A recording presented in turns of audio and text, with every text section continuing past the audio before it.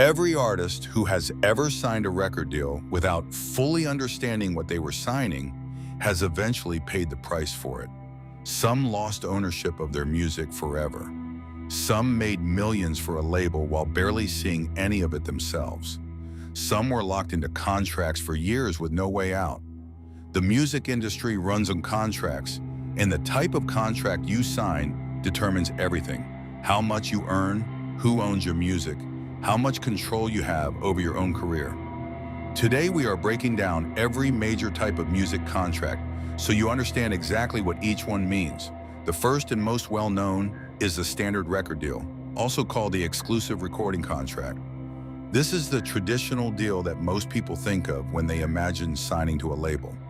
The label pays for everything: recording costs, production, marketing, music videos, promotion.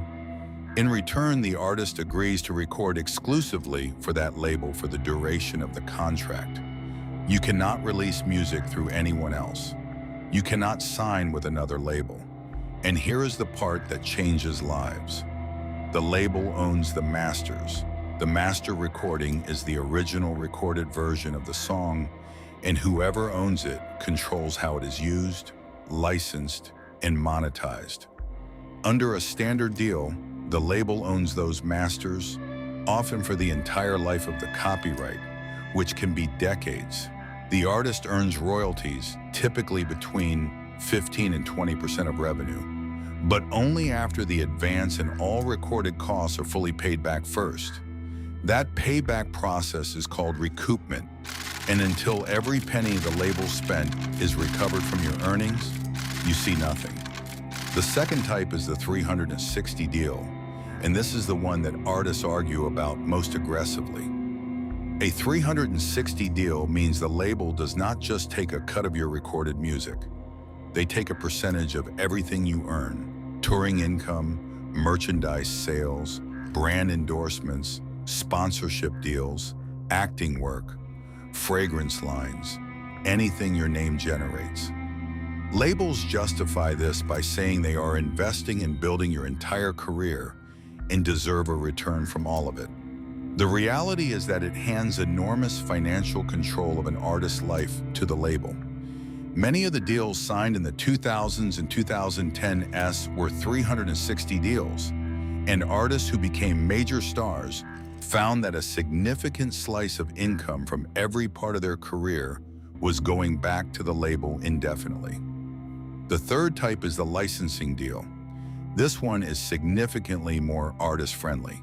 In a licensing deal, the artist keeps ownership of their masters, but licenses the rights to the label for a set period of time, usually a few years, and within specific territories.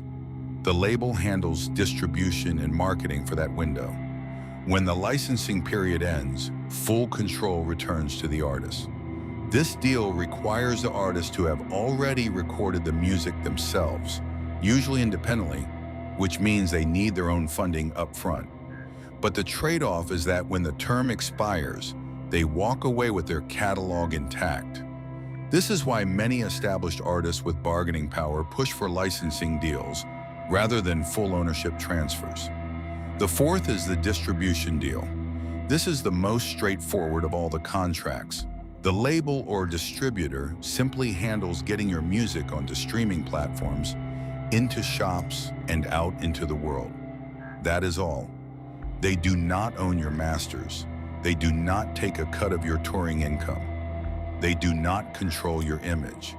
The artist pays a fee or gives up a percentage of sales revenue specifically from distribution and keeps everything else. Distribution deals are increasingly popular in the streaming era because an artist with a strong social media following can drive their own audience directly to the music without needing a label's traditional promotional machine. The fifth is the publishing deal. This one is separate from recording contracts entirely and relates to the songwriting side of music. When you write a song, you own two things: the recording of the song and the composition itself, meaning the melody and the lyrics. A publishing deal is specifically about the composition. Under a full publishing deal, A songwriter transfers the copyright of their compositions to a publisher. The publisher then pitches those songs for use in films, TV shows, commercials, and other media, and splits the income with the songwriter, typically 50-50. A co-publishing deal is a better version for the songwriter, where they retain partial ownership of the copyright and receive a larger share, often around 75%. Publishing deals can be extremely valuable because a single song placement in a major film or global advertisement can generate substantial income that keeps coming in for years. The sixth is the production deal. This one catches a lot of new artists off guard because it does not come directly from a record label. A production company signs the artist first, records them, develops their sound, and then shops them to a major label. If the label signs the artist, the production company sits in the middle, taking a cut of the artist's royalties for the duration of the deal. The artist effectively has two entities taking money from their earnings. These deals can help an artist get discovered and developed, but they need to be understood clearly before signing because the long-term financial impact can be significant. Here is the truth that ties all of this together. The single most important thing in any music contract is who owns the masters. Every other detail matters, but master ownership is the foundation. Taylor Swift lost her masters in a record deal, had to re-record her entire catalog to reclaim her music, and turned it into one of the most public conversations the industry has ever had about artist rights. Prince famously wrote the word slave on his face in protest of a contract he felt was exploitative.